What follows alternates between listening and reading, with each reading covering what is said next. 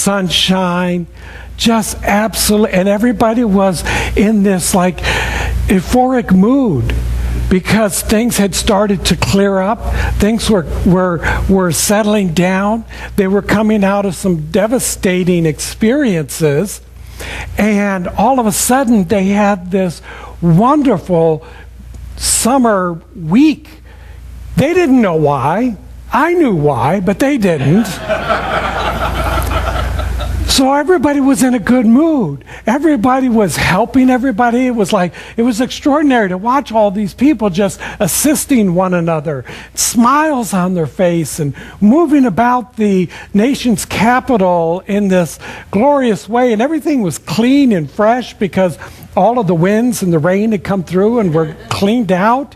And it was just this extraordinary, beautiful experience. And then Thursday evening, before I was to leave Friday morning, the temperature dropped to like 50-some degrees. I said, okay, I'm done. I'm out of here. I don't do cold. That's why I moved to the desert. And sure enough, we arrived to Dallas because we had to change planes there. And Texas is going through a drought, except that evening decides to lightning, thunder, rain showers. So our flight got delayed. They seem to have lost our plane. Could you imagine? You're in the airport. They come out over the loudspeaker. Those traveling to Palm Springs, we seem to have lost your plane. How do you lose a jet? Those things are huge. So they found us another one. The nice thing about the Dallas airport, Dallas-Fort Worth airport there, it's really pretty big. So they had a lot of them sitting around. So they pulled one up. But then the lightning started, so they had to stop fueling and stop loading the luggage. And so we're sitting on the plane for like 2 hours, waiting for the weather to move, and people were getting to know each other.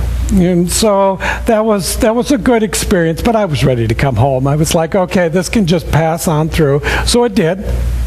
Passed on through, and we were able to take off, and beautiful flight home. The experience was in the consciousness that I knew that it was going to be the most wonderful and beautiful experience that I could have. I have a picture of myself over here in the Oval Office. I decided to slip in when people weren't looking, change a few laws, and allocate some funds here and there, and do some other things differently. We had a great time. But we went there knowing that everything was going to be perfect. Everything was going to be joyous. And that's exactly what we had. And that's what I talk about when I say it's in the consciousness. It's in the knowing that you know that you know. So science of mind, this idea of the law of attraction, the law of correspondence. Now, I would venture to say that a lot of young people don't know what correspondence is. And so, in today's language, it's called tweeting and blogging and emailing and texting and doing all of that. But correspondence is about a conversation. Generally, it's about a written conversation to another, and then they respond back of what your message was, what you were talking about, what you were sharing with them. And then as you begin to develop that, you're developing a relationship, you're developing some kind of activity that's coming into form, into the affairs of who we are through our correspondence. This is the way that we work with this higher intelligence, this higher power, this truer self of who we are. If we are in correspondence with the divine intelligence, then we're creating something in our life that's bringing forth the experience that we want to bring, that we want to have, that we want to share with us. So we have to be in that conversation with the divine. We have to be in conversation with God, or whatever name you choose to call it, because a simple word cannot define it. It's greater than all of that. It's greater than you. It's greater than me. It's greater than all of us put together. It is a divine, infinite, eternal intelligence that is the creator of all that is. And because we are a part of it, and when we are in correspondence with it, when we are in alignment with that divine self, then we become co-creators with the creator of all things. So the master teacher, Jesus, knew this, as well as Buddha and so many others who have practiced the principles of truth, that live the life of being in alignment with the divine intelligence, to where they can co-create the weather pattern that they want in their life, that they can co-create the abundance and the prosperity that they want in their life, that they can co-create the relationships that one wants to have in their life. But you have to be in the consciousness.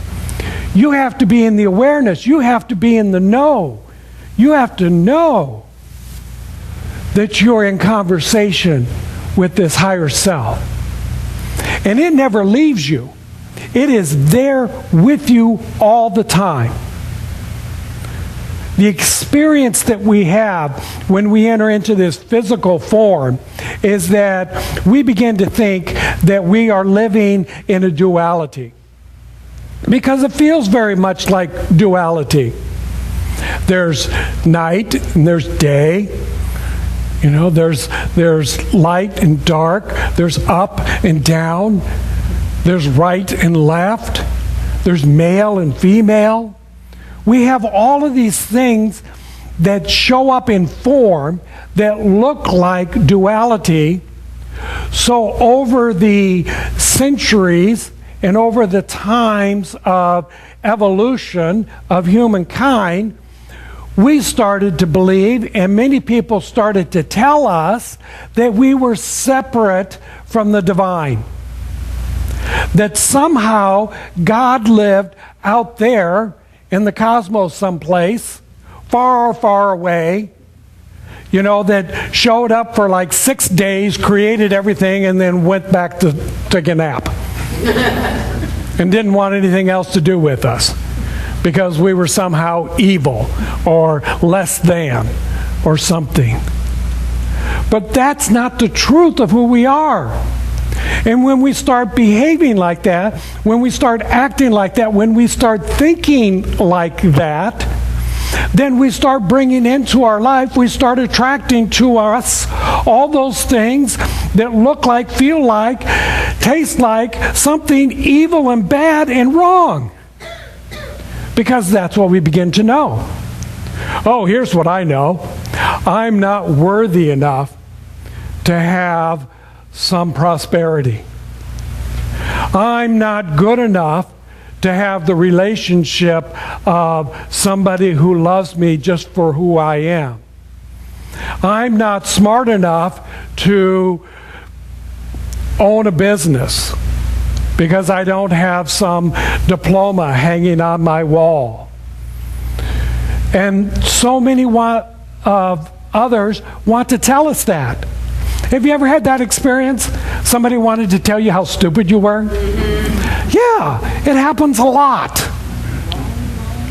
Yeah. And so we have to get away from that. We have to break that. We have to